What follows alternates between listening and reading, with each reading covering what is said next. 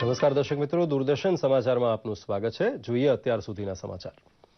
જાપાનના ટોક્યો જવા નીકળેલો પ્રધાનમંત્રી મોદીનો કાફલો અધવચ્ચે થાઈલેન્ડના બેંકોકમાં શ્રદ્ધાંજલિ માટે રોકાયા બાદ આગળ જવા હવે ઉડી ચૂક્યો છે।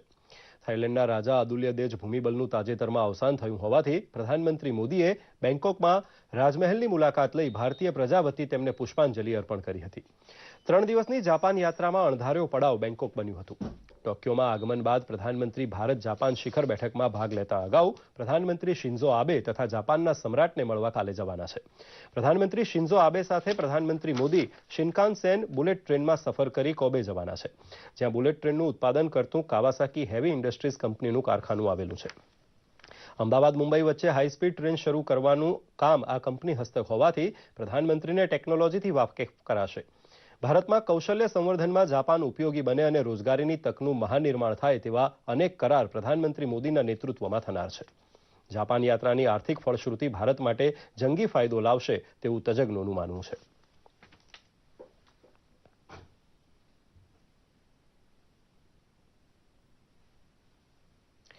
નાણામંત્રી અરુણ જેટલીએ ફરી વખત ચોખવટ કરી છે કે મોટી રકમની ચલણી નોટ બદલી આપવાની પૂરતી વ્યવસ્થા તમામ બેંક દ્વારા કરાઈ હોવાથી ગભરાટ ફેલાવ્યા વગર લોકો બેંકને સહકાર આપે। ચલણ બદલી કાળા નાણાંનો જથ્થો નિષ્ક્રિય બનાવી દેતા પગલાંને અર્થતંત્ર માટે તેમણે ફાયદાકારક ગણાવ્યું હતું। આર્થિક સંપાદકોના વાર્ષિક સંમેલનને ખુલ્લું મૂકતા નાણામંત્રી જેટલીએ કહ્યું હતું કે ઈમાનદાર વર્ગ આ પગલાંથી ખૂબ ખુશ છે, તો બિનહિસાબી નાણું સંગ્રહી બેઠેલા લોકો હવે કરચોરીની કબૂલાત કરી દંડ ભરી દેવા મનોમન તૈયાર થતા જાય છે।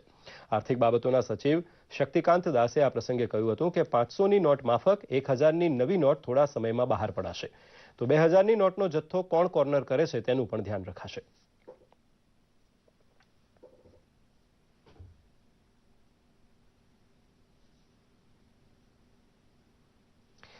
ચલણમાંથી રદ થયેલી ₹500 તથા 1000ની નોટ ગ્રાહકોને બદલી આપવાનું કામ ગુજરાતની બેંકોમાં ધમધોકાર ચાલી રહ્યું છે। બેંક અને પોસ્ટ ઓફિસમાં વ્યક્તિ દીઠ ₹4000ની જૂની નોટ તાત્કાલિક બદલી અપાતી હોવાથી લાઇનમાં ઉભા રહી થોડા થાકેલા લોકો પણ નવી નોટ વિસ્મયથી જોતા જોતા હરખભેર બહાર આવતા જોવાયા છે। પૈસા લેવા માટે લોકોનો ધસારો બેંક ઉપર અંધાધૂંધી ફેલાવશે તેવી વાંક દેખાવોની આગાહી સદંતર ખોટી પડી હોવાનું સાબિત થયું છે। પોતાના ચાલુ ખાતામાં વકરો જમા કરાવવા માંગતા નાના મોટા વેપારીઓ પાસેથી બેંક દ્વારા જેટલી ભરવી હોય તેટલી રોકડ રકમ લેવામાં આવી રહી છે, તો ખાતામાંથી રોકડ ઉપાડવાના વ્યવહારો પણ શાંતિ અને સરળતાથી ચાલી રહ્યા છે।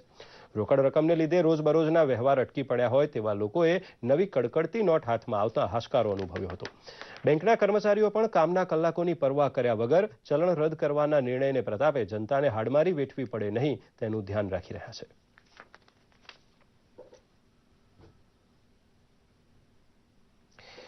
જૂનાગઢ ખાતે આરજી હકુમત વિજય દિને જૂનાગઢ મુક્તિ મહોત્સવ ઉજવાયો હતો, જેમાં મુખ્યમંત્રી વિજયભાઈ રૂપાણીએ મહત્વાકાંક્ષી ગિરનાર રોપવેની કામગીરીનો શુભારંભ કરાવ્યો હતો। આ ઉપરાંત તેમણે તાલુકા સેવા સદન, બક્ષીપંચ છાત્રાલય અને મહાનગરપાલિકા સોલાર પાવર પ્રોજેક્ટ સહિતના વિકાસ કાર્યોનું લોકાર્પણ કર્યું હતું। આ પ્રસંગે મુખ્યમંત્રીએ જણાવ્યું હતું કે સરદાર વલ્લભભાઈ પટેલ ન હોત તો દેશનો નકશો કંઈક જુદો જ હોત। જૂનાગઢની પ્રજાના ખમીરને સલામ કરતા તેમણે કહ્યું હતું કે નરસિંહ મહેતાના નગર તરીકે જાણીતા જૂનાગઢનો વિકાસ કરવા રાજ્ય સરકાર કટિબદ્ધ છે। મુખ્યમંત્રીએ તાજેતરમાં જ 100 વર્ષની વયે અવસાન પામેલા આરજી હુકુમતના લડવૈયા ગુણવંતભાઈ પુરોહિતને પણ યાદ કર્યા હતા।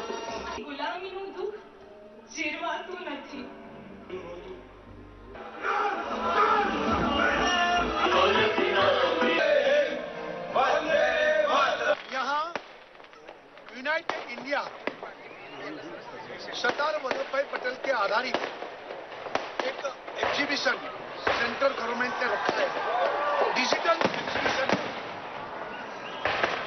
प्रगति मैदान दिल्ली में। ये यूनाइटेड इंडिया सरदार वल्लभभाई पटेल के जीवन चरित्र पर आधारित एक बड़ी एग्जीबिशन वहां लगाई है।